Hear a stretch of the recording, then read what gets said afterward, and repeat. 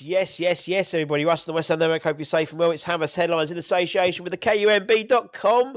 Boys, don't forget to check them out as per usual. Over 25 years. 25 years, almost as old as me.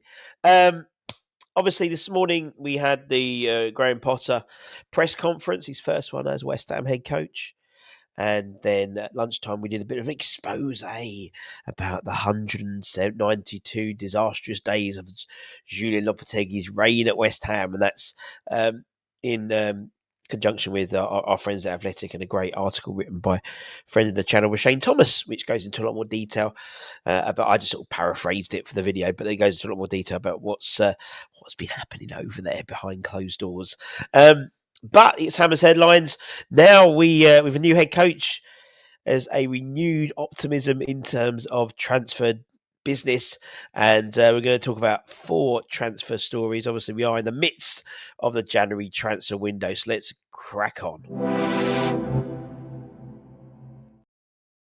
Now, one name who has very much not come out of the woodwork, but been heightened with the news of Potter's arrival at West Ham is the Chelsea midfielder Kieran Dewsbury-Hall. And West Ham are considering a move for him potentially on loan in January. He's been made available apparently by Chelsea, and we are pressing on despite obviously the recent uncertainty with our managerial position. That's now been confirmed, but he's has emerged as an option. Limited time at Stamford Bridge. The 26-year-old arrived from Leicester City in the summer, having worked with Enzo Maresca at the Championship winners, but so far has only made 5 league appearances, with most of them being restricted to staying in the Europa Conference League, in all honesty, in terms of that squad. We need something in that midfield. We need some more energy in that midfield for sure. And Dewsbury-Hall could be a name that we bring in to give us that sort of oomph in midfield. People have said, we just recall Freddie Potts and Portsmouth. But actually, I think where we are at the moment as a club, I think someone like Freddie could carry on playing at Portsmouth for another 6 months and come back in the summer.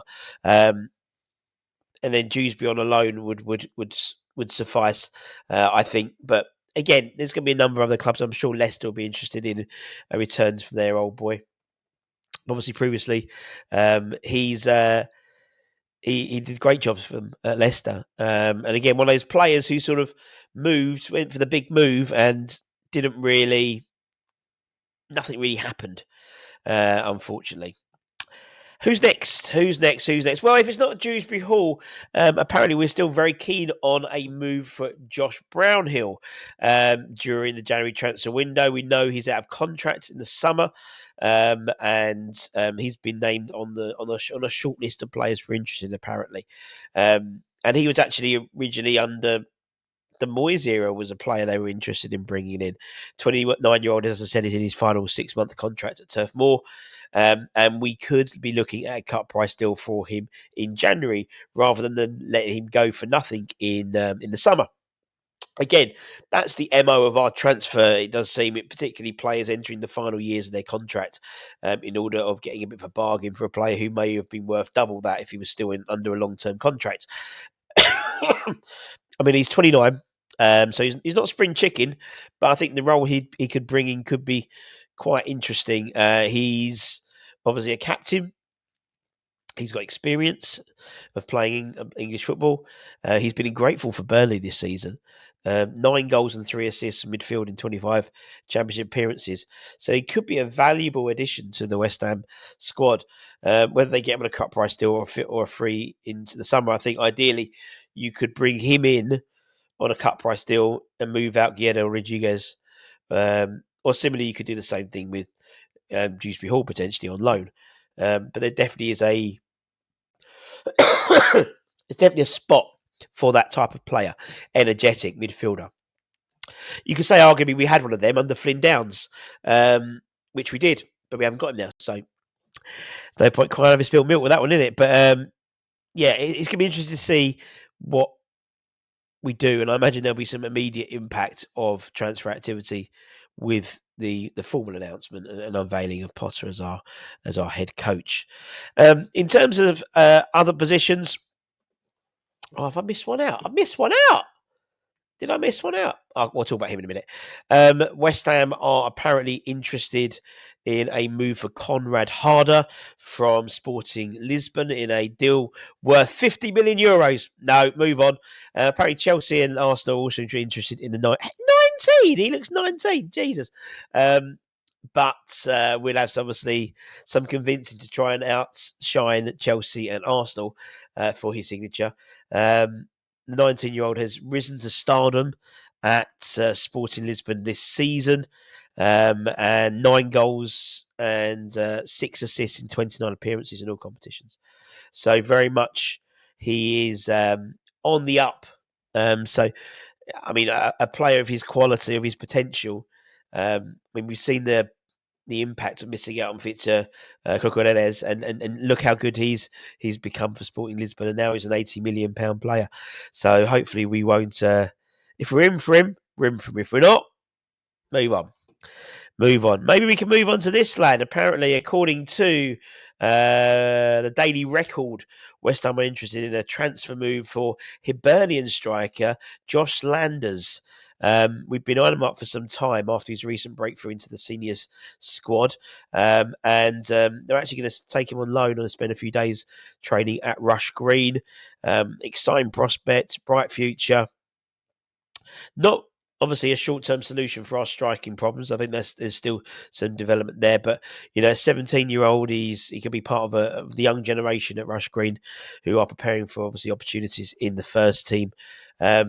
We have a slight void, I think, in terms of that younger sort of 17, 18-year-old type role within the striker. We've got Josh Ajala, of course. Obviously, Callum's out on loan, but he's obviously a little bit older. Cam Schweier, he's more on the older side of the 21s, and I just don't think he's got the stuff to make the next step up, so to speak. We've got, I can't remember the lad's name now. From Welling. No, it's gone. But the young lad we took from Welling, he's been playing a lot on the 21s. So I think somebody like Josh would be a really interesting player to bring in and add to that sort of pool of young strikers, young academy-based strikers who we could bring in. And on the total sort of other end of the age bracket, and I haven't got a screen for it. I don't know why. West Ham and Tottenham apparently in the hunt, and I said hunt, to sign. Have I not got his picture anywhere? No.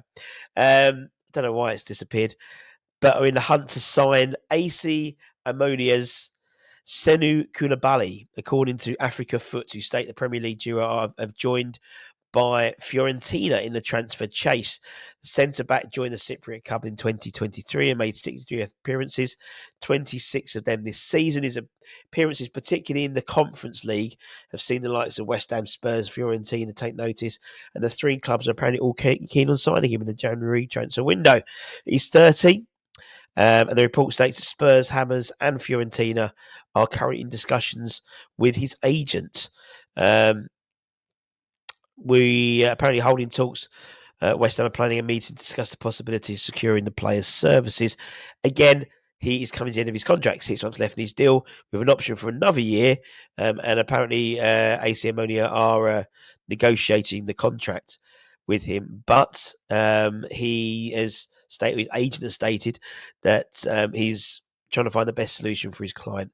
And by all sounds, it means a move to the Premier League rather than the Cypriot League, in all honesty. Centre half is an area we definitely need some bodies in, I think. And so, but 30, without really necessarily Premier League experience, I think we could probably do better.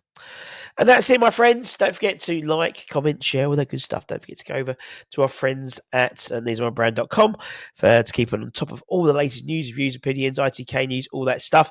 Don't forget and check out our shows we put out this morning and also yesterday, particularly Old School Hammers. We had Sebastian Schemmer on there doing a lovely Q&A. Top man, Seb. A lot of time for him. A lot of time for Seb. And also anyone going to the Crystal, keep an eye on the socials. Keep an eye on the socials for a potential opportunity to meet a very special ex-player. That's all I'm saying. Anyway, take care, stay safe, stay warm, stay humble, keep the faith, and come on, you irons.